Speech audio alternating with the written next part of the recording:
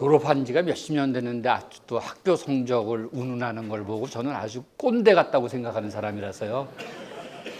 여기 학생님 분들도 많이 있고 3, 4학년이라고 들었는데 아마 여러분들 중에 1, 2학년 때 좋은 성적을 얻은 사람도 있고 아닌 사람도 있을 텐데 제가 지나고 보면 그거 다 웃기는 얘기예요. 그러니까 성적이 좋은 사람이 하나 할 수 있는 얘기는 학생 생활을 좀 더 성실하게 했다는 증거가 됩니다. 그렇죠? 그건 인정하죠? 그것도 인정 안 하나? 근데 어찌됐든 여러분들이 나가서 펼쳐지는 세계는 그것만으로 해결되는 건 아니라 훨씬 많은 길이 있다고 말씀드리고 싶고요. 저는 이제 공대 학생들 앞에서 강의할 기회를 상당히 원했었는데 오늘에야 드디어 정년 퇴임한 다음에야 강의를 하게 돼서 아주 기쁘게 생각합니다. 오늘 제가 말씀드릴 내용은 정밀의료, 프리시전 메디신이라는 건데 아마 여러분들이면 한 번 정도는 이런 얘기를 들어봤을 것 같아요. 그래서 얼핏 정밀의료는 저걸 거야 이런 생각을 하는 사람도 있을 거고 아주 소수는 정밀의료를 꽤 알고 있는 사람도 있을 것 같아요. 근데 오늘 제가 강의의 타겟은 꽤 많이 알고 있는 사람들은 아니고요. 잘 모르는 사람들이 대상이기 때문에 그건 이해하시고 잘 아는 사람들이 더 궁금한 게 있으면 강의 끝나고 질문하시면 열심히 답을 드리겠습니다. 오늘 제 슬라이드는 전부 다 영어로 되어 있는데 가능한 한 여러분들이 이해하기 쉽도록 한국말로 이해를 돕기 위해서 노력을 하는데 어차피 여러분들이 정밀의료를 관심을 갖게 되면 영문으로 된 자료, 논문을 보셔야 되기 때문에 그건 감수해야 될 것 같습니다. 이 4차 산업혁명 그러면 여러분들이 저보다 더 잘 알 것 같아요. 현재 제4차 산업혁명이 진행 중이고 이 4차 산업혁명의 가장 핵심 코드는 여러분들 아시기 융합이라는 거죠. 융합. 그 얘기는 뭐냐면 공대에서 여러분들이 어떤 전공을 하듯이 계속 그쪽 길을 가려고 그러면 다른 학문 사람들하고 같이 일해야 될 수밖에 없다는 것을 의미합니다. 그래서 여러분들 더 잘 아시면 사이버 피지컬 시스템을 만드는 것이 이런 로봇을 만드는 것이 결국 그 궁극적인 목표 중에 하나인데 이 길을 가기 위해서는 같이 일해야 된다는 게 중요하고요. 여러 기술이 있는데 여러분들이 너무 잘할 거라고 생각을 합니다. 그래서 제가 공대 학생들한테 강의하고 싶었던 가장 큰 이유도 오래전부터 우리 의학연구가 좀 더 가려면 공대나 자연대하고 같이 가야 되는데 그게 참 어려웠던 그런 시절을 살았었습니다. 이러한 그 4차 산업혁명이 진행되면서 의료계에도 몇 가지 중요한 이제 변화가 오게 됩니다. 그 중에 하나가 이제 시스템 바이올로지, 시스템 메디신이라는 거예요. 계통 생물학, 계통 의학 이러는 건데 아는 분들도 있겠고 좀 이따 설명을 드리겠습니다. 두 번째 굉장히 중요한 게 당연히 디지털 리볼루션이고 이거는 여러분들이 저보다 훨씬 더 잘 아는 거고요. 세 번째가 컨슈머 드리븐 헬스케어는 소셜 네트워크라는 게 있어요. 이게 뭐냐면 앞으로는 참여자, 의료 그러면 옛날에 가면 환자가 오면 의사가 이거 해라 저거 해라 일방적으로 했지만 그 시대는 끝났다 이 얘기를 하는 거고요. 여러 가지 이유로 환자를 참여시켜야 되는 세상이 오고 있어요. 이유는 두 가지인데 요즘에 사람들은 더 이상 피동적인 위치에 서려고 하지 않습니다. 아마 여기 있는 모든 사람들도 당장 그럴 것 같아요. 말을. 두 번째는 앞으로 의료비를 줄이고 의료 개혁이 되고 좀 더 나은 의료를 가려면 여러분들이 직접 참여해야 되는 부분이 있어요. 대신 의사가 해줄 수 없는 거. 제가 농담을 삼아 하는데 운동하세요? 의사가 가서 옆에 가서 100년을 뛴 대로 뭐합니까? 그죠? 그 당사자가 뛰어야 되지. 그래서 어차피 스스로가 참여해야 된다는 이 세 가지가 굉장히 중요한 이슈가 됐고 그 세 가지로 나온 게 벌써 10년이 넘었네요. P4 메디신이라는 개념이 10여 년 전에 나왔고 지금 그게 진행되고 있고 그 핵심 중에 하나가 정밀의료, 프리시전 메디신이다 이렇게 말씀을 드릴 수 있습니다. 이 시스템 바이올로지는 뭐냐면 우리가 이 과거에는 가령 우리가 옛날에 질병을 볼 때 사람 전체로 봤거든요. 그러니까 병에 걸리면 나쁜 짓을 한 거예요. 그래서 신이 노했다. 누가 치료합니까? 무당이 치료했죠. 두 번째는 그보다 조금 더 알게 되면서 이제 장기로 그게 내려왔어요. 가령 딱 가서 눈이 노란 환자가 갔더니 의사가 맥을 짚더니 당신은 간이 나빠. 간이 나빠. 기침하고 가면 폐가 나빠. 이런 얘기를 기억나시죠, 여러분? 그러다 그게 병리학을 발전하면서 병리학이라는 게 이제 그 조직을 잘라서 현미경으로 보는 작업인데 그걸 보다 보니까 간이 나쁜 사람도 어떤 사람은 간염이고 어떤 사람은 간경화고 어떤 사람은 간암이고 그게 이제 몇십 년 현대의학의 중심을 섰던 거예요. 그러니까 간염에는 거기에 맞는 약을 써야 되고 간암에는 거기에 맞는 약을 써야 되겠죠. 그죠? 그러다가 그게 한 20여 년 전에 이제 분자 생물학이 발전합니다. 그러니까 간염도 이제 여러 가지 종류로 나뉘게 된 거예요. 그래서 점점 이게 파고들고 있었어요. 점점 파고들어가고 세포단이 그 아래로 갔거든요. 그게 바로 리덕셔니스트한 어프로치예요.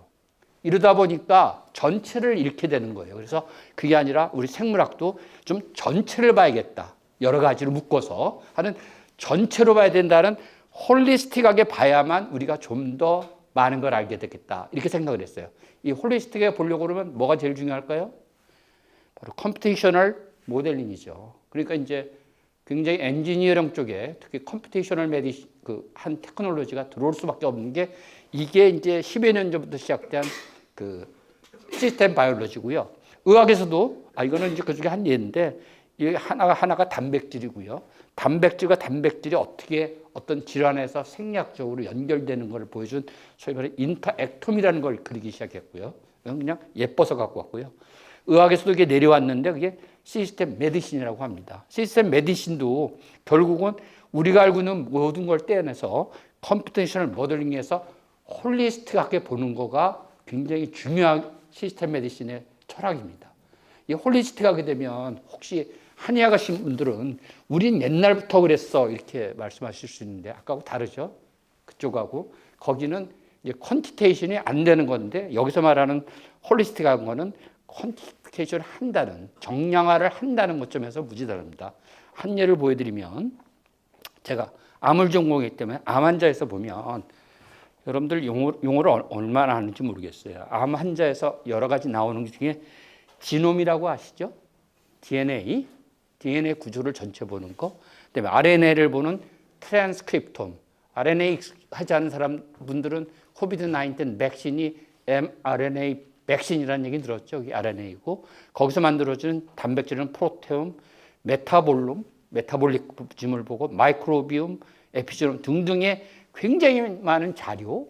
그다음에 거기에 가서 여기 소셜 그래프라는 게 있어요. 이게 휴먼 인터액션을 나타내는 단어고요.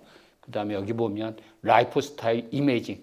이 엄청난 자료들이 좀 쌓여 나오거든요. 그럼 이 전체를 한꺼번에 보고 총괄하는 어떤 저게 필요하죠. 결국 그걸 가능한 거는 컴퓨테이셔널 모델링을 통해서 전체를 보려고 지금 노력하고 있는 중이다. 이렇게 이해하시면 되겠습니다. 그게 이제 시스템 바이올로지, 시스템 메디신이고요. 그래서 나온 게 P4 메디신인데 이 P4 메디신이 P가 4개죠. 그래서 그걸 조금 설명드리면 그중에 가장 중요한 개념 중에 하나가 프리딕티브하고 퍼스널라이즈드, 개별화라는 건데 프레딕티브는 어떤 질환이 생기면 사람마다 그 질환에 잘 걸릴 사람, 안 걸릴 사람이 있는 거를 이제 알기 시작합니다. 같이 담배를 펴도 40대 후반에 폐암이 생기는 사람이 있는가 하면 어떤 사람들은 어떤 화가는 90몇이 되도록 담배를 폈는데 멀쩡하게 살다 간 사람이 있어요. 그걸 보고 그렇게 하죠. 담배 아무리 펴도 괜찮은데 무슨 소리냐. 사람이 다릅니다. 그러니까 담배를 피는데도 폐암 안 걸리고 오래 가는 사람이 있고 그중에 일부를 우리가 알고 예측을 하는 거죠. 너는 담배를 피면 앞으로 폐암에 빨리 걸 거야 하는 거를 알게 되기 시작하고 있습니다. 당뇨 마찬가지예요. 여기 학생들 많은데 혹시 자기 자신이 당뇨 걸릴 거라고 예측하는 사람이 있어요? 나는 좀 일반인보다 당뇨가 걸릴 확률이 높다. 손을 안 드는군요. 부끄러워하는 게 하나 있고 두 번째 잘 모르니까. 근데 이제 하나 할 수 있는 거는 당뇨에 걸릴 확률이 높은 거는 엄마 쪽이나 아빠 쪽에 당뇨 환자가 여러 명 있으면 확률이 높은 거예요. 거의 틀림없이. 그게 한 개의 유전자가 아니라 여러 개의 유전자로 결정되기 때문에 우리가 잘 모르는 거예요. 한 개의 유전자로 결정되는 걸 우리가 멘델리안 법칙이라고 여러분들 고등학교 때 배웠죠. 그건 아주 쉬워요. 뭐 떡님 같은 걸 하면. 근데 당뇨 같은 거 걸리고 고혈압 생기고 하는 거는 이제 굉장히 그 여러 가지 유전자가 작용하기 때문에 단순하지가 않습니다. 그 여러 가지가 유전자가 작동하는 걸 보려면 아까도 말했듯이 또 컴퓨테이셔널 모델링이 필요한 거고요. 그게 있고 여기 두 번째 환경이 중요합니다. 그러니까 당뇨 걸릴 리스크가 높은 사람이 운동 열심히 하고 음식 조절하고 체중을 잘 유지한다면 그 생기는 거를 최대한 늦출 수가 있고 아니면 빨리 생길 거고. 즉 거의 모든 질환이 특히 캔서, 암 같은 경우 뭐 고혈압, 당뇨도 결국은 마찬가지지만 유전적 요인하고 환경적 요인이 어떻게 맞냐는 거죠. 그거를 갖고 예측하는 걸 우리가 프레딕티브 메디신이다. 예측을 한다는 거고 예측을 하게 되면 각 환자마다 각 사람마다 우리가 미리 처방을 해줄 수가 있어요. 여기 어떤 사람이 태어났는데 너는 당뇨 걸릴 확률이 40세 중반이 되면 뭐 한 80%야. 어떻게 할까요? 그래서 이제 여러 가지 액션을 취하는 게 이 퍼스널라이즈드고요. 제가 오늘 강의 드릴 프리시전하고 퍼스널라이즈 메디신은 거의 비슷한데 조금 다릅니다. 그건 좀 이따 말씀드리겠고요. 세 번째가 이게 프레딕티브 하게 되면 프리벤션이 가능해지겠죠. 예방. 그래서 앞으로 여러분들 신문 같은 데 많이 봤을 거예요. 현재 의료는 치료에 너무 열중하는데 예방적 활동을 의사들이 안 한다. 이런 기사 좀 봤을 것 같아요. 보신 적 있죠? 근데 그렇게 기사 쓰는 사람들 참 대책이 없어요. 이 프리벤션이라는 게요. 우리가 알고 있는 게 아주 많지 않아요. 일부 알고 있어요. 근데 사람들이 되게 말을 안 들어요. 그러니까 의사 노력해서 안 돼요. 가령 예를 들어 내가 흡연 얘기했지만 담배를 모든 인류가 다 끊으면 한 20년 뒤에는 폐암의 발생이 절반 이하로 줄을 수 있어요. 절반으로. 여기 아직 담배 피우는 사람 있죠? 저 담배 피우는 사람은 어떻게 합니까? 잡아다가 교도소에 넣습니까? 어떻게 합니까? 그러니까 안 되는 거예요. 그 다음에 여러분들 비만해지면 소위 중년병 많이 생기는 거 들었잖아요. 고혈압, 당뇨, 뭐 통풍 등등등해서 많잖아요. 그러면 아이디얼 바디 웨이트를 유지하기 위해서는 음식도 어떤 걸 많이 먹으라고 그러죠? 야채 많이 먹고 등등 나오잖아요. 공통점이 맛이 없잖아요. 그죠? 그럼 맛있는 걸 참고 살고 운동도 열심히 해야 되고 뭐 등등등 사는 건 좋은데 헬시 라이프인데 잘 하기 쉽지 않죠. 그죠?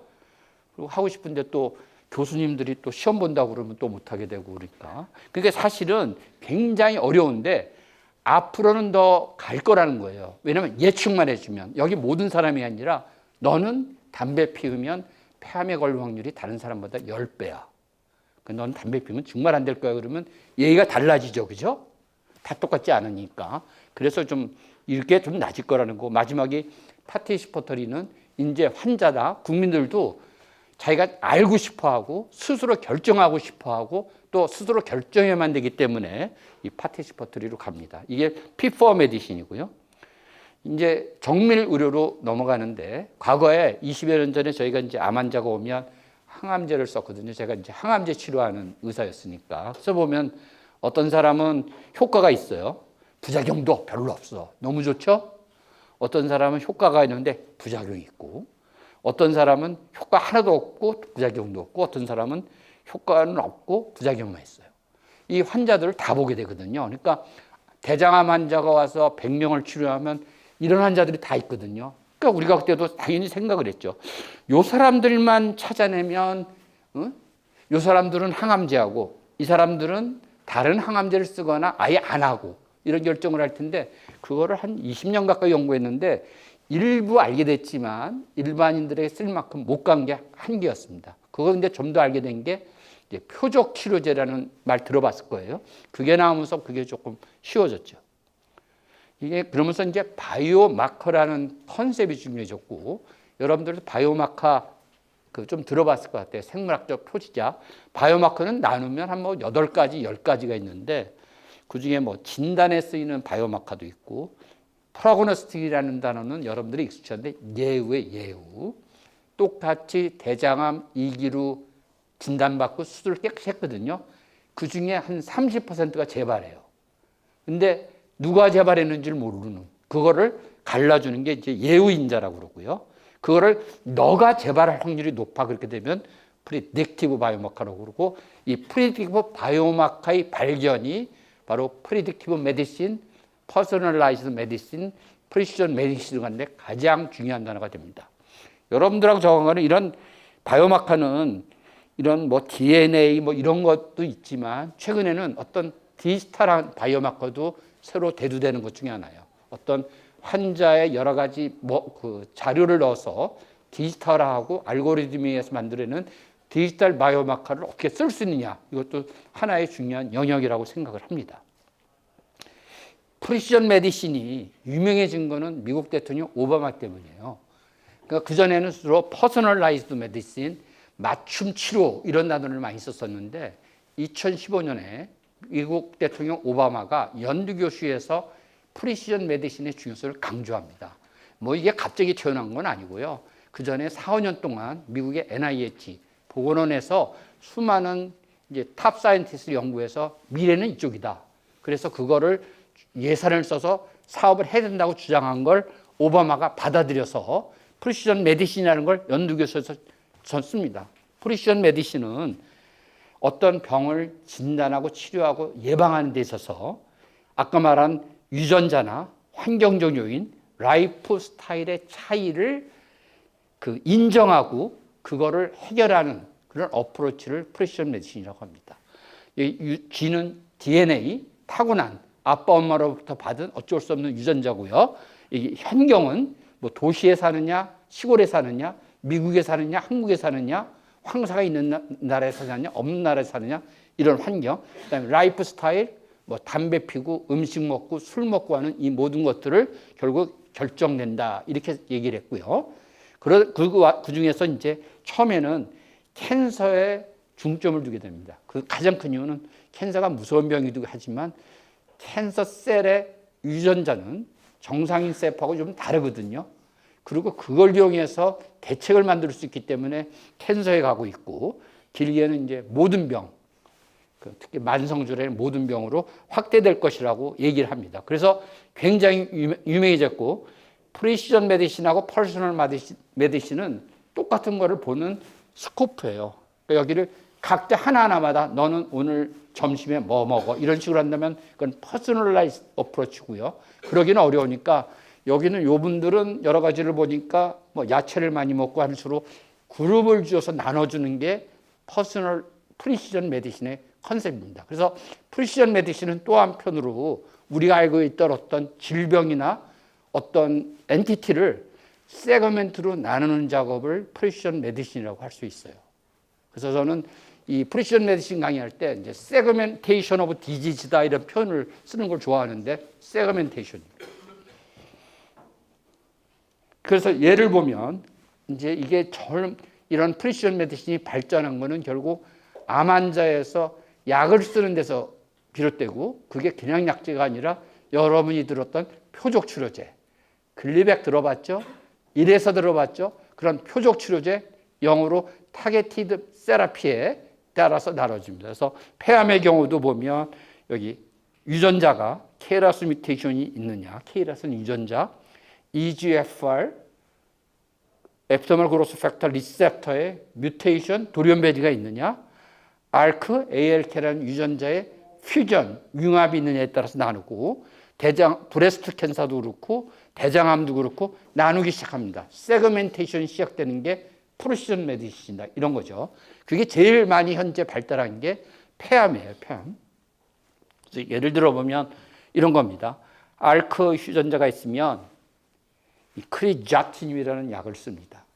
그러면 한 80%가 효과를 보고, 그다음에 EGFR 뮤테이션이 있으면 거기에 맞는 이레사 같은 약을 씁니다. 이 제피티닙이 이레사인데, 그다음에 여기 보면 또 다른 로스1 퓨전이 있으면 크리자티닙, 비라포가 있으면 다브라페닌. 이렇게 같은 우리가 옛날에 볼 때는 폐암, 그 중에서도 비소세포 폐암이었는데 그 주된 유전자 변형에 따라서 이렇게 나뉘고 약이 달라지는 거. 이게 결국 비소세포 폐암을 나눠가는 작업이죠. 그래서 이거를 우리가 프리시전 메디신이라 한다는 거고요. 재작년에 다시 KRAS에, 그동안 약이 없다고 알려준 KRAS의 일부 아형에 대해서 소토라십이라는 약이 나왔어요. 그래서 아주 굉장히 화제가 됐고, 작년에는 헐투, 돌연변이가 있는 폐암에서 에노투라는 약이 승인을 받았습니다. 그래서 이게 뭐냐면 제가 세그멘테이션 오브 디지라고 그랬는데 이거는 계속해서 나눠간다는 것을 의미합니다. 계속해서. 그러니까 세그멘테이션은 계속 진행돼서 10년 뒤에는 더 많이 나눠졌을 거라는 게 그 예측이고요. 여기서 나오는 것 중에 리퀴드 바이옵시 액체 생검이라는 게 나옵니다. 들어본 적이 있는 사람이 혹시 일부 있을 것 같아요. 이게 뭐냐면 암 조직이 치료하다 보면 자꾸만 유전자 변이가 일어나요. 그럴 때마다 조직 검사를 해야 되잖아요. 근데 조직 검사가 이제 이런데 바늘로 쿡 찔러서 뜯어내는 거거든요. 무서워 보이죠. 잘못하고 사고도 납니다. 이해가 되죠? 그거를 계속 할 수가 없어요. 그래서 좀 어떻게 하면은 이 암 환자에 있어서 암세포의 유전자 변이를 좀 더 쉽게 할 수 없느냐 해서 결국 혈액을 뽑아서 혈액에 있는 튜머셀 DNA, 암세포의 DNA를 골라내서 그거를 분석하는 기술이 나왔는데 그게 리퀴드 바이옵시라고 그러고 이미 실용화되고 있습니다. 그래서 이 리퀴드 바이옵시는 스페시피시티는 굉장히 높습니다. 나오면 있는 거예요. 근데 아직도 센시티비티가 한 85%, 87% 선이 현재 4개 탑 레벨이고 이걸로 엄청난 회사들이 미국에서 컸고요. 우리나라에서도 여러 벤처들이 이런 노력을 하고 있습니다.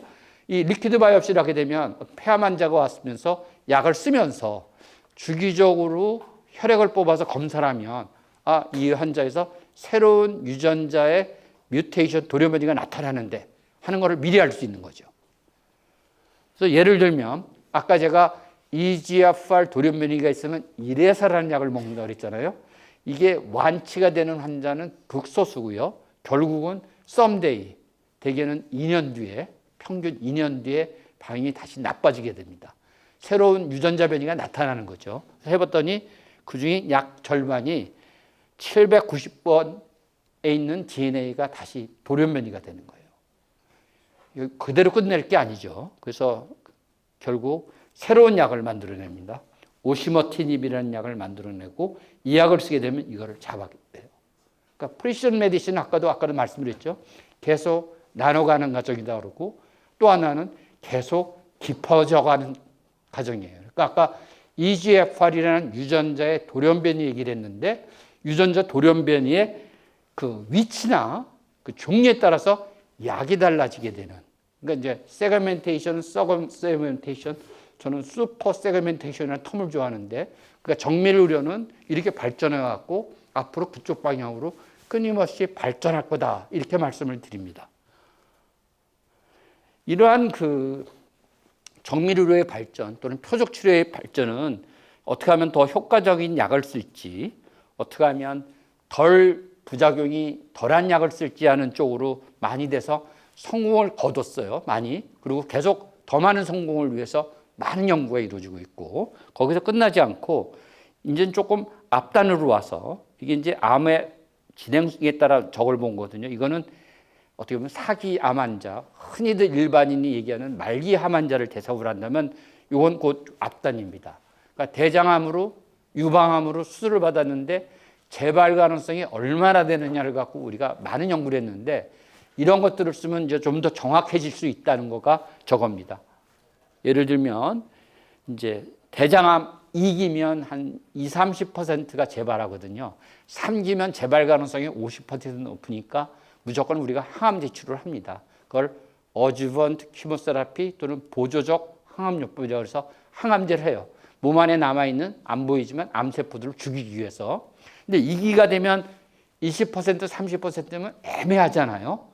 안 써도 사람한테 항암제를 하게 되고 그래서 과거에는 이제 이런 여러 가지를 따졌어요. 뭐 튜머 퍼포레이션, 종양이 천공되느냐 이런 게 있으면 항암제를 권하고 아니면 안 권하고 이런 걸 했었어요. 그러니까 어떤 임상적 요인에 따라서 고렸는데 이제 세상이 좀 달라져서 아까 리퀴드 바이옵시를 해갖고 그 수술한 후에 피를 뽑아서 피 속에 암세포가 있느냐를 보기 시작했어요. 그랬더니 보면 아까 이런 것들을 써갖고 재발 여부를 보면 차이가 나는데 이 정도 차이였거든요. 근데 아까 말한 리퀴드 바이옵시를 해서 암세포가 있거나 없거나 걸 따져보면 이렇게 차이가 납니다. 그러면 그다음부터는 확실해졌죠. 이게 만약 이 재발 안 하는 거니까 이 수술하고 나서 리퀴드 바이옵시를 해서 서큘레이팅 튜머셀이 이 피 속에 있는 튜머셀이 없으면 내두면 되고 있으면 항암제 치료를 하고 이렇게 바뀌어갑니다. 그러니까 옛날보다 프레딕션이 훨씬 좋아졌고 좀 더 프리사이즈한 치료를 하게 된 거죠. 이해가 되죠? 그래서 그렇게 발전하고 있고요. 여기 또 요즘에 이제 최근 5년 동안 화두가 되고 있는 게 얼리 다이그노스, 조기 진단이거든요. 그래서 우리나라에도 이제 저거 한다는 회사들이 몇 개 지금 나오고 있는데 현재까지는 조기 진단할 때 가장 좋은 방법은 딱 하나밖에 없어요. 증상이 없는데 돈 내고 가서 검사를 받는 거죠. 우리나라처럼 전 세계에서 위암이 제일 많이 생기는 나라니까 위내시경하고 40이 넘어가면 대장 검사를 3년에 한 번씩 하고 하는 것들을 했잖아요. 찾아냈지만 더 빨리 찾아내고 싶거든요. 그걸 피 검사를 통해서 그게 이제 현실화를 가기 위해서 가고 있습니다. 상당한 프로그레스가 돼 있지만 아직 상용화하기에 조금 시간이 걸립니다. 거기에 이제 대표 주자가 전 세계적으로 갤러리 테스트라는 거예요. 그레일이라는 회사가 만든 테스트고요. 이 갤러리 이 테스트는 멀티플 캔서 얼리 디텍션 프로그램입니다. 그러니까 암의 50가지를 빨리 조기 진단한다는 건데 별거 아니고 환자 피에서 피를 뽑아서 거기에 이제 DNA에서 메틸레이션이라는 걸 봐서 그 메틸레이션 패턴을 보고 암이 있다 없다를 진단하는 겁니다. 그래서 지금 이게 굉장히 좋아하고 있고요. 영국 보건복지부하고 이거를 같이 몇 년 전에 론치를 했어요. 그래서 14만 명의 일반인 50세 넘는 사람들한테서 피를 뽑아서 주기적으로 이 검사를 하는 그룹하고 안 하는 그룹하고의 몇 년 뒤에 암을 얼마나 디텍션을 하는지를 보는 검사를 지금 하고 있습니다. 이 갤러리 테스트고 전 세계적으로 가장 이 방법에 앞서 있습니다. 근데 이거의 문제점은 아직도 당연히 펄스 네거티브가 있죠. 암이 아주 초기에는 혈액 내에 암세포가 안 나오거든요. 그런 게 있고 펄스 네거티브가 있는데 어딘지 몰라도 두 번째 펄스 포지티브도 아직 있어요. 그래서 잘못하면 이런 거예요. 이 테스트를 했는데 검사가 너는 암이 있을지 몰라라고 나왔는데 별의별 검사를 나왔는데 아무것도 안 나와요. 여러분들이 그 당사자 되면 어떨 것 같습니까? 그래서 3개월 있다 가서 또 검사를 다 해요. 근데 또 안 나와. 그다음부터 사는 이제 그 삶은 굉장히 불안한 거예요. 나오면 나와서 큰일이고 안 나오면 안 나와서 불안하죠. 그러니까 이 false positive의 문제가 사실 이런 거 할 때는 굉장히 큰 이슈가 됩니다. 어쨌든 인류는 이쪽으로 가고 있고요. 이제 마지막은 리스크 리덕션이 되는 거예요. 그래서 리스크 리덕션을 하려면 이런 겁니다. 이 사람들 중에 나중에 뭐 15년, 20년, 30년 뒤에 암이 생긴 사람들이 어떤 성질을 갖고 있는지를 지금 알고 있으면 좋잖아요. 그죠? 그걸 알고자 하는 건데 이거는 많은 시간이 걸립니다. 그래서 이제 미국 2015년도에 미국에서는 프리시전 메디신을 처음에 오바마가 천명하면서 바로 프리시전 메디신 이니시어티브라는 연구 사업을 투자를 시작합니다. 우리나라에도 사실은 약간 압력이 와요. 그 바이든 미 대통령이 그 당시에 부통령이었는데 그 아들이 이제 뇌암으로 일찍 떠나거든요. 그래서 이제 오바마 대통령이 바이든한테 이제 이 프로젝트에 저거를 맡겨요. 정치적 리더를. 그래서 이제 일본하고 우리나라에 같이 하자고 오퍼가 사실 왔어요. 약간 압력을. 그래서 제가 그때 회의 갔었는데 저는 당연히 가자는 입장이었고요. 근데 결국 거기에 조인을 안 합니다. 우리는 여러 가지 이유로. 근데 이게 지금 100만 명 이상의 미국인을 모아서 그들의 샘플을 주기적으로 뽑고 이 사람들이 암이 언제 어떻게 튀어나오는지, 당뇨가 언제 나오는지, 고혈압이 언제 생기는지, 류마티스 관절염이 어떤 게 생기는지를 다 보는 프로그램을 2015년에 시작했고 2018년에 이게 이제 화이트뿐만 아니라 모든 인종을 커버한다는 개념으로 올 오브 아스 프로그램을 바뀌어서 진행하고 있어요. 이 결과는 뭐 앞으로도 빨라야 5년, 10년 있어야 나올 것 같은데 어마어마한 프로젝트입니다. 이 프로젝트가 잘 되게 되면 100만 명 이상이고 엄청난 혁명이 일어날 것 같아요. 그렇게 되면 정말 우리가 많은 병들이 특히 만성질환들이 어떤 사람들이 잘 걸리는지를 보다 빨리 예측하게 될 것 같습니다. 그래서 이 프로그램에 가고 있고 이 프로그램에서 공대 여러분들의 역할이 또 있습니다. 아까도 얘기했지만 병이 결정 안 되는 유전자가 있잖아요. 유전자 중요하잖아요. 특히 캔서 중요하고 당뇨, 고혈압도 중요한데 환경인자가 무지무지 중요하잖아요. 환경, 이 사람이 사는 환경을 어떻게 몇십 년을 어떻게 평가할 거냐. 그 다음에 라이프 스타일, 이 친구는 하루에 얼마나 앉아있고 걸음을 얼마나 걷고 이 모든 우리가 한마디로 라이프 로그라고 하잖아요. 이거를 기록할 방법이 필요합니다. 지금 가는 방향 중에 하나는 워치죠. 워치고 최근에 보면 이 워치 또는 반지에서 심전도하고 혈압까지 재는 단계로 갔거든요. 또 하나는 워치가 좀 더 발전되면 아마 대기에서 뭐 일산화탄소의 농도의 변화 같은 것도 아마 기록이 될 것 같아요. 그래서 이 오로바스 프로그램에서 중요한 거는 유전자도 있지만 이런 걸 어떻게 기록하고 찾아내느냐는 것도 무지무지 중요한 거고요. 이것들이 합쳐지는 그 데이터를 갖고 나중에 원인을 분석하려면 엄청난 양의 컴퓨테이셔널한 그 능력이, 테크놀로지가 필요합니다. 근데 아까 제가 말씀드린 4P 중에 파티시퍼터리 메디신 했잖아요. 첫째는 이제 국민들은, 여러분들은 옛날처럼 수동적인 자세에서 뭐 하라면 하고 이런 거 되게 싫어하잖아요. 두 번째는 모든 병을 저거 하려면, 예측하고 하려면 빅데이터가 필수적인데 그러면 어마어마한 사람들이 자발적으로 참여해야 됩니다. 아까 말한 오로바스 프로그램은 전부 다 자발적 프로그램이고요. 그래야 기꺼이 내놓고, 그다음에 라이프 스타일을 체인지해야 병을 바꿀 수 있어요. 많은 성인병들은 뭐 담배, 술 얘기했지만 엄청나게 많은 거. 그거를 참여자가 난 할 거야 라고 안 하면 아무 소용없는 거예요. 그래서 이 파티시퍼터리 메디신은 너무너무 중요한 한 부분이 됐고요. 그래서 이제 그거는 옛날에는 뭐 정부, 그 다음에 보험회사, 그 다음에 의사들이 결정을 했다 그러면 이제는 그것만고 안 된다는 이런 컨셉이고요. 그래서 우리가 이 말을 쓸 때 의학적으로는 페이션트 센트릭 어프로치, 환자 중심의 진료 그래요. 이 환자 중심의 진료는 30년 전에도 하던 얘기고요. 최근에도 뉴스에 가끔 나오는데 실제로 환자 중심의 의료가 되려고 그러면 바뀌어야 될 게 한두 세 가지가 아니에요. 이제 가는 도중에 있고요. 그래서 이제 여러 가지 실제로 환자들을 하는 얘기를 들어야 된다. To be heard라는 컨셉이 중요하고 임상시험이나 진료도 페이션트 프렌들리 센트릭해져야 되고 하는 그런 것들입니다. 그래서 이제 그 중에 하나가 환자들의 공통점 중에 하나가 병원에 오기 싫어해요. 바쁜데. 여러분들도 진료받으러 가서 어디 한번 멀리 가려고 그러면 굉장히 싫죠. 병원에 오면 안 돼. 이런 생각하는 사람 없어요, 혹시? 이제 그건 아닌데 병원이 다가가는 세상에 오고 있는 거죠. 그게 아까도 말한 이거고요. 거기 한 단계 넘어가서 이게 중요해지는 것 중에 하나가 커넥티드 메디신의 개념. 그걸 이제 텔레메디신이라고 얘기하는데 저는 커넥티드 메디신, 연결 의료라는 텀을 더 좋아합니다. 가령 요즘에 여기 패치를 붙이면 이 심전도가 계속 저 센터로 가는 거는 이제 상용화 되고 있고요. 우리나라도 4개인가 허가를 받았고 미국에도 이미 쓰이고 있고 더 나가서 요즘에 당뇨도 이렇게 바늘을 하나 찔러두면, 패치를 찔러두면 한 2주 동안 혈당 체크를 하고 그걸 핸드폰에 연결해서 치면은 자료가 날아가고 하는 일이 가능해집니다. 그러니까 어떻게 보면 병원, 의료센터, 어떤 센터하고 환자의 이런 변화가 다 연결되는 세상에 와 있고요. 아주 갈 길이 많아요.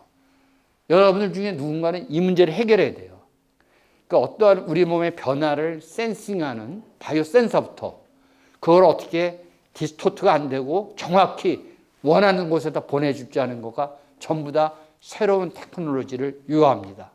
그것들이 앞으로 어마어마한 자산이 될 거라고 믿어 의심치 않습니다. 그래서 이 미래는 커넥티드 메디신의 세계가 될 거고 엄청난 테크놀로지가 필요하다 이렇게 말씀을 드릴 수 있습니다. 제가 지금 주로 캔서를 위주로 말씀드렸는데 이제 당뇨도 그 중에 하나로서 다른 질환에도 그게 진행되고 있고요. 캔서만큼은 아니지만 그 중에 하나가 같은 당뇨라도 여러분들 합병증 때문에 죽는다는 얘기 들어보셨어요? 그냥 당뇨만 계속 갖고 있으면 인슐린 주사 맞으면 대개는 돌아가시진 않아요. 근데 이제 콩팥이 망가지고 동맥경화증이 진행돼서 심장병이 오거나 뇌졸중이 와서 돌아가는 합병증의 핵심은 혈관에 문제가 생기는 겁니다. 당뇨병을 오래 갖고 있고 고혈압을 갖고 있으면. 근데 어떤 사람은 잘생겨서 뭐 40 중반에 합병증이 와 있고 어떤 사람은 80살이 됐는데도 멀쩡한 사람들이 있어요. 이제 미래는 그걸 미리 알아내는 거죠. 합병증이 빨리 올 사람, 늦게 올 사람, 빨리 올 사람은 어떻게 막는지, 그게 프리시전 메디신이 가는 길이다, 이렇게 말씀드릴 수 있습니다. 이제 정리하려고 그러는데, 피포 메디신 근사하게 얘기했는데 이제 여러 가지 그 문제점이 있어요. 그중에 아까 유전자 얘기를 막 하다 보면 환경적 요인을 너무 간과하는 문제가 있는데, 환경적 요인은 현재 제일 문제가, 이 환경 요인을 연구하려면 기억에 의해서 합니다. 그러니까 나이가 55살 돼서 당뇨병에 걸렸는데 너 옛날에 여행 자주 다녔니? 뭐 이런 질문이죠. 기억. 그것만 안 되는데 라이프 로그에 대한 제대로 된 이 평가가 기록이 없이는 안 된다는 거고요. 미래에 이 유전자 갖고 이제 이 사람들을 이제 차별하게 되는 거죠. 쟤는 좋은 유전자, 쟤는 나쁜 유전자. 나쁜 유전자가 감히 까불어? 이런 세상이 올지 모른다는 거 등등 해서 여러 가지 적어 있고요. 혹시 이 영화 본 사람이 있을지 모르겠어요. 97년에 나와서 저는 아주 감명 깊게 봤는데 있네요. 이게 이제 가타카라는 게 DNA 4개의 염기 GATC를 딴다나거든요. 가타카. 그러니까 이 영화에서 주인공 이단 호크가 태어났는데 불행히도 얘의 동생은 유전자가 좋은데 이 형은 유전자가 나빠요. 근데 이단 호크는 우주항공사가 되고 싶어 하는데 얘는 유전자가 나쁘기 때문에 그 우주항공사를 할 수가 없어요. 그래서 꿈을 갖고 했는데 결국 할 수 있는 거는 그 우주항공국에 청소부로 취직하는 것밖에 안 돼요. 얘는 항공사가 되고 싶은데. 그래서 이제 거기서 굉장히 좋은 유전자를 갖고 있는데 교통사고가 난 사람한테 혈액을 삽니다. 그래서 그 혈액을 갖고 사기를 쳐요. 좋은 유전자를 갖고 있는 것처럼. 그래갖고 우주항공사가 되는 그런 영화예요. 그러니까 결국 얘가 보여준 거는 유전자가 나쁘게 태어났지만 우주항공사가 우선 우주항공사가 되고, 좋은 유전자를 갖고 태어났던 동생은 얘하고 바다에서 수영 내기 하다가 하고 나중에 형사가 돼요. 형사. 좋은 유전자 갖고. 그러니까 유전자가 다는 아니다. 이런 걸 강조한, 이게 굉장히 빨리 만드는 영화인데 대단합니다. 이런 걸 쓰는 사람들은. 이제 앞으로 먼 훗날에는 이러한 시대가 올지도 모른다고 미리 경고하는 부분이 있다고 말씀드립니다. 이거는 제가 그냥 여러분들 좋아할 것 썼는데, 이 게임 체인저 오브 더 월드, 그래서 매년 연초가 되면 각종 그 뭐 회사 조직에서 튀어나오는데 2021년에는 바이오 프린팅이라는 게 나왔고요. 그다음에 이번에 보니까 몇 가지 재밌는 것들이 나와서 그냥 관심 있는지 모르겠어요. 여기 보면 셀 코딩이라는 것도 있고 브레인 컴퓨터 인터페이스 같은 건 굉장히 중요하겠죠. 이런 것들이 발전하고 있습니다. 제가 이제 마지막으로 꼭 이런 걸 들고 나오는 걸 좋아하는 약간 꼰대스러움이 있는데, 이거는 이제 강아지가 공을 열심히 물고 오는 거죠.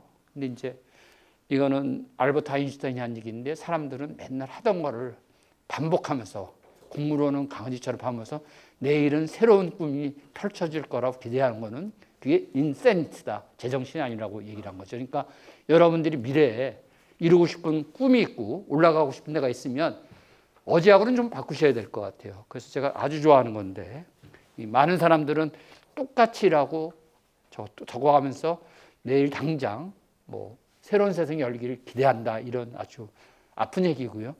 이게 성공하는 방법이 딱 하나밖에 없어요. 복권에 맞는 방법밖에는. 그래서 여러분들 그거 안 다루고 여러분들을 위해서 쭉 찾아보니까 요게 정말 중요한 것 같아요. 이 간디가 옛날에, 인도의 간디 아시죠? 그분이 옛날에 이 얘기를 했더라고요. 미래는 바로 여러분들이 오늘 무엇을 하느냐에 달려있다. 이런 얘기를 해서 오늘 여러분들한테 꼭 들려주고 싶어서 제가 갖고 온 마지막 슬라이드입니다. 감사합니다. 질문은 넓게 잡으셔서 뭐 강의 내용이든 아니든 뭐 평소에 의대에 대해서 궁금한 게 있으면 물어보시면 전 소신껏 대답하는 게 제 특기이기 때문에 남의 눈치 안 보고 물어보십시오. 제가 먼저 하나 여쭤보고 싶은 게 있는데요. 학생들이 굉장히 뛰어난 아이디어를 가지고 있는 학생들이 많습니다. 근데 학생들이 만약에 벤처를 한다면은 어느 정도 시점에서 본인들의 사업을 시작을 하라고 그러나요? 그거는 참 제가 사실은 이제 그 정년퇴임하고 컨설턴트를 하면서 이 창업 벤처들을 많이 도와주고 있고 이제 투자 쪽 평가 이런 일을 많이 하면서 보고 있는데 정답은 없는 것 같아요. 여러분 잘 아시겠지만 그 애플의 스티브 잡스도 이제 라이스 대학 다니다가 중퇴하잖아요. 가장 큰 이유는 이제 학비가 없어서 그러기도 했지만 또 하나는 마이크로소프트 만든 친구도 중퇴하죠. 더 이상 필요 없다고 판단하니까. 그러니까 그거는 뭐 사람의 능력, 의지 뭐 등등등에 따라서는 뭐 좀 많이 다를 수 있고 작년에 제가 굉장히 인상적인 지금 한국 학생을 하나 만났는데 아시는지 모르겠다 여러분들 이름도 적어왔는데 여기 대학교 3학년인가 4학년 다니다가 경영대가 다니다가 결국 중퇴라고 회사 차린 친구가 있어요. 그 친구를 내가 만나서 봤는데 대단해요. 그 친구는 이제 디지털 세라피틱스를 하는 친구인데 아세요 여러분들? 누구 얘기하는지? 제가 이름이 기억 안 나는데 그 학생을 만나서 저거를 해서 가끔 그 커뮤니케이션 하는데 굉장히 놀라워요. 그래서 내가 꼰대가 기질이 나서 너 그러지 말고 좀 맞아 다녀서 학사증은 일단 받아놔라. 세상은 어떻게 바뀌지 모른다고 조언했지만 말을 안 듣는데 그 친구는 학생이지만 대단하고 이런 친구가 다 있나 놀랄 정도거든요. 그러니까 그거는 여러분들이 뭐 선택할 저건데 하나 확실한 거는 미국하고 한국하고는 창업을 했을 때 이 뚫고 나갈 때의 그 배리어가 차이가 많아요. 그리고 미국의 환경이 훨씬 좋습니다.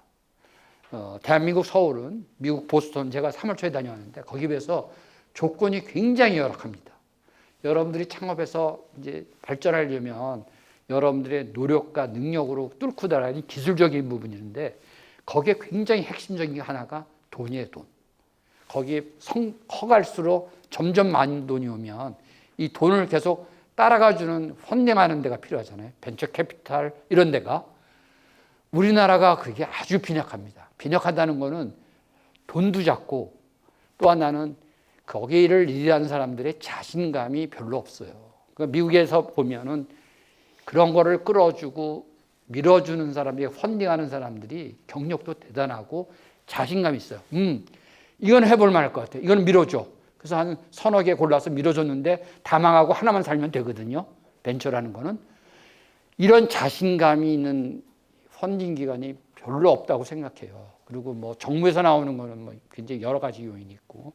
그래서 환경이 굉장히 나빠서 여러분들은 그냥 너무 빨리 안 나갔으면 좋겠다는 생각이 들고 아까 제가 여기 강의 오기 전에 몇 분 여러분들 교수님들하고 얘기를 나눠보니까 교수님들하고 좀 상의해서 좀 그런 얘기를 듣는 것도 중요하겠다는 생각을 합니다. 근데 정답은 없어요. 내일 나가셔도 되는데 근데 전기공학 쪽에는 이 테크놀로지가 굉장히 좀 높아야 되거든요. 중요한 거 하나가 아까 말한 이 서울대학 그 친구 이름 생각났다. 최예진 대표예요. 기억나십니까? 근데 그 친구 하는 건 이제 디지털 세라피틱스거든요. 그러니까 사실은 기술적으로 디지털 세라피틱스 여러분들 말 들어봤을 때 가장 큰 약점이 테크니컬 엔트런스 배리어가 낮아요. 기술적 진입 장벽이. 그래서 할 수가 있어. 여러분들도. 그 대신에 남들도 금방 따라오는 게 가장 큰 약점이에요. 그래서 디지털 세라피틱스라는 세계에서 지금 제일 큰 회사가 페어 세라피틱스인데 시총이 계속 줄어서 지금 3천만 불밖에 안 돼요. 그러니까 350억, 400억밖에 안 돼요. 그러니까 굉장히 어려운 거고 여러분들이 전기공학적 기술을 살려서 어떤 벤처를 만들려면 기술이 탑이 돼야 되잖아요. 그러니까 사실은 일부를 제외하면 창업은 조금 늦추시고 좀 더 많은 난리지와 기술력을 가지셔야 된다고 생각을 합니다. 디지털 세라피틱스 쪽은 웬만하면 들어오지 마시라고 바랍니다. 아까 말했처럼 장벽이 낮으니까 들어가긴 좋은데 남들이 따라오잖아요. 특허가 없잖아요. 디지털 세라피틱스는 그게 가장 큰 약점이에요. 교수님께서 오늘 설명해 주신 걸 잘 들어보니까 결국에는 이제 나중에는 개인에 맞는 그리고 뭐 개인의 그런 생활 습관에 맞는 그런 약이 처방될 것이다, 뭐 치료가 될 것이다 그렇게 말씀하셨는데 그러면은 이제 개인마다 뭐 유전자 데이터가 있을 것이고 아니면 생활 습관 데이터가 있을 거잖아요. 근데 그거를 이제 개인과 그 의사만이 볼 수 있도록 하는 것도 중요할 것 같은데 그런 보호 기술 같은 거는 얼마나 진전이 됐는지가 궁금해요. 이런 정밀 의료를 할 때 가장 큰 이슈 하나가 이 개인 정보를 어디까지 익스포즈하는 건데 우리나라도 이제 데이터 3법이라는 게 한 4년 전에 통과됐는데 아무것도 못해요.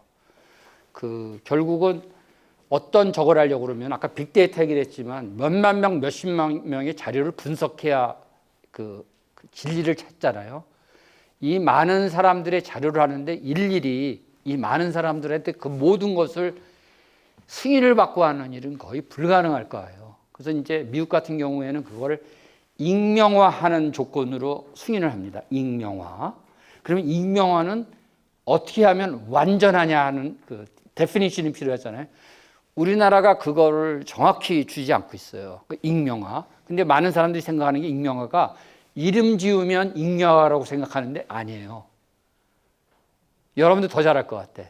가령 김철수 이름 지었다고 그래서 익명화 되지 않고 이리저리 하다 보면 다 찾아낼 수 있어요. 그죠? 그거를 뛰어넘는 거, 그 중에 하나가 블록체인일 거예요. 그러니까 이제 익명화된 걸 하고, 제가 아까 파티시퍼터리 볼런터리라는 소리를 썼는데, 대한민국 국민이 앞으로 미래를 생각한다면 10만 명, 100만 명의 자료를 동일해갖고 볼런터리를 사인을 해줘야 돼요. 근데 벌써 우리나라 이런 거 하니까 일부 나오는 거는 내 DNA 갖고 있는데 나도 돈 줘야지 이러면 산업화는 안 되는 거예요. 그러니까 이런 산업화로 갈 때 빅데이터가 필요한 거는 익명화 과정을 거쳐서 쓰도록 해야 되고 개인적 자료 있잖아요. 이제 앞으로 우리 정보처도 한다고 그러는데 나의 유전자 정보는 나한테 주도록 돼 있잖아요. 그거를 어떻게 보관하느냐 문제는 또 다른 걸로 당연히 저거 지켜져야 된다고 합니다. 현재 해결책은 여러분들이 더 잘할 것 같은데 블록체인 기술밖에 없을 것 같은데 모르겠습니다. 근데 블록체인 기술이 이게 쓰기에는 비용이 아직 많이 드는 거죠. 그죠? 일일이. 그러니까 조금 그쪽도 같이 발전해야 될 것 중에 하나입니다. 이 개인 저거 하니까 개인 정보 얘기하니까 한 20년 전에 이제 그 판사님들 몇 명하고 우연히 만났다가 저하고 언쟁을 한 적이 있어요. 그 당시에 이제 거기서 일하시던 분이 간질환으로 이제 돌아가기 시되니까 산업재해라고 요구하는데 그분은 이제 B형 간염 바이러스 양성이었거든요. 그러니까 사실은 그분이 돌아가시는데 가장 큰 거는 그 부분이었는데 불쌍한데 그런 게 어딨어. 산업재해자고 주자고 판사님에게서 여보세요. 그러고 내가 얘기를 했는데 그게 이제 심화되면 회사는 어떻게든 환자의 그런 정보를 알아내갖고 그런 사람을 안 뽑으려고 할 거잖아요. 그러니까 잘못하면 더 차별을 만드니까 그건 조심해야 됩니다. 이런 얘기를 했는데 지금 학생이 질문한 거하고 이게 양면성이 있어요. 여러분들 좀 이해가 되시겠죠? 그러니까 회사 입장에서 어떻게 보면 그런 거에 차별하지 않고 뽑아만 줘야 돼요. 일할 기회를 줘야 되니까. 근데 또 한편 그럴 때는 뽑아주는데 배상할 때는 또 그런 걸 무시하라고 그러면 또 저거 하니까 그것도 사실은 사회적 합의가 필요한 요점이에요. 그 부분. 강연 잘 들었습니다. 저 궁금한 게 있는데 사실 데이터가 많이 쌓이면서 요즘 많이 분석하는 것들은 그런 데이터 속에서 어떤 뭐 AI나 이런 걸 활용해서 패턴을 찾아내거나 그런 분석들을 많이 하는데 사실 그런 거를 보다 보면 그게 뭔가 이제 퍼스널라이즈드 되면 점점 그런 게 세분화가 많이 돼야 되는데 그런 부분까지는 도달을 많이 못하고 있는 것 같아서요. 그런 부분을 위해서는 좀 더 어떤 분석이 더 많이 이루어져야 될 것 같은지. 아니요, 그것도 가능해요. 근데 지금 우리나라에서 나오는 그 데이터의 아주 전체적인 양하고 우리가 데이터를 갖고 숫자가 10,000명이냐 10만 명이냐 쉽게 얘기하는데 데이터의 퀄리티를 거의 얘기를 안 해요. 그리고 우리나라에서 지금 빅데이터 한다는 거의 대부분은 환자, 국민의 대상에 유전자 정보가 없어요. 그러니까 각자의 유전 정보를 알고 환경 요인, 라이프 로그를 가진 100만 명의 데이터에서 나오는 거는 지금 말한 거에 다 대답을 할 거예요. 그러니까 그때 2015년에 오바마하고 나서 2016년에 바이든 때문에 이제 우리가 회의가 열 때 내가 한 거는 지금이라도 우리가 같이 가야 되고 우리는 100만 명 못하니까 미국하고 같이 한 10만 명만 하는 걸로 해갖고 데이터를 쉐어링을 통해서 같이 조인하고 열매를 같이 따먹자. 그게 제 주장이었거든요. 근데 우리나라는 그때 그렇게 안 하고 이렇게 갖고 지금 하던데 작년에 또 그거 한다고 막 나오는데 이렇게 조금 하다 말고 조금 하다 말고 해서 지금 우리나라에서 쓸만한 좋은 자료는 없어요. 이 차이점 중에 좋은 자료 중에 하나가 여러분들이 앞으로 배워야 될 단어 중에 하나가 프로스펙티브라는 단어와 레트로스펙티브 연구가 있어요. 프로스펙티브는 미래지향적, 레트로 과거 돌아보잖아요. 그러니까 이미 존재하는 데이터를 쳐다보는 게 레트로스펙티브 데이터잖아요. 이거는 데이터의 오류가 굉장히 많아요. 미싱 데이터도 많고 우리나라가 계속하는 거는 레트로스펙티브하고 아까 오로바스 미국의 프로그램은 그 시점부터 프로스펙티브하게 모든 걸 모아가는 거예요. 데이터의 퀄리티가 엄청 차이가 납니다. 감사합니다. 조금 다른 관점일 수도 있는데 이렇게 개인화를 하려면 개인 정보를 수집하는 것도 필요한데 그걸 처리하기 위해서는 막대한 기술 자원이 필요하고 이런 것들에 의해서 공감대를 이끌어내고 본대하고 하는 문제 사실 기술적인 난제 못지않게 법적, 정치적 난제가 있을 것 같아요. 그리고 실현하는 과정에서 뭐 벤처 생태계가 더 진화될 필요도 있고 그래서 사회가 이런 기술 내지는 트렌드를 정말 수용해서 발전하기 위해서 그런 쪽에 어떤 챌린지는 어떤 것들이 있다고 느끼시는지. 그 레귤러터리 한 거 하는데요.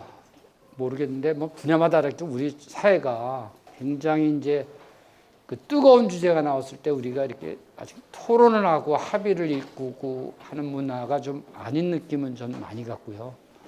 그래서 이제 지금 얘기한 거를 풀려고 그러면 이익 당사자가 만나서 서로 주고받으면서 만들어야 되는데 현재는 그게 잘 안 되고 있다고요. 미국 같은 나라는 이제 그걸 풀고 가는 거고 우리나라는 이제 막상 가려고 그러면 굉장히 어려운 것 같아요. 학생한테 하나 물어볼게요. 한 1년 전에 우리 초등학교 입학년도를 1년 앞당기자는 안이 나왔어요. 개인적으로 찬성하세요? 반대하세요? 아니 뭐 의견은 다를 수 있는데 난 찬성인데 그거는 논의되기도 전에 그냥 박살이 났어요. 그죠? 기억나세요? 교육부 장관이 물러나고. 그러니까 우리가 그런 부분에 대해서 당연히 필요성도 있고 문제점도 있는데 거기 보면 이익 집단이 있거든요. 그러니까 그런 걸 하면은 제일 반대하는 게 유치원, 유아원 하는 분들한테는 그건 뭐 치명적인 거예요. 1년을 뺏기니까. 뭐 격렬하게 반대하는데 이걸 격렬하게 밀어줄 세력이 없잖아요. 그럼 우리는 끝나요. 그러니까 지금 얘기했던 이 정물리로 빅데이터 거기 가서 미래를 여는 거는 더 첨예합니다. 그러니까 그거를 좀 이렇게 아우르는 뭐 리더십 이런 게 필요한데 참 제가 항상 제일 아쉽게 생각한 게 그런 문화 같아요. 그래서 지금 얘기한 주제는 무지 중요한데 현재 정답은 없고 계속 만나서 대화를 하면서 풀어가야 되는데 대화 자체가 어려우니까. 네, 감사합니다 여러분. 다음에 뵐게요.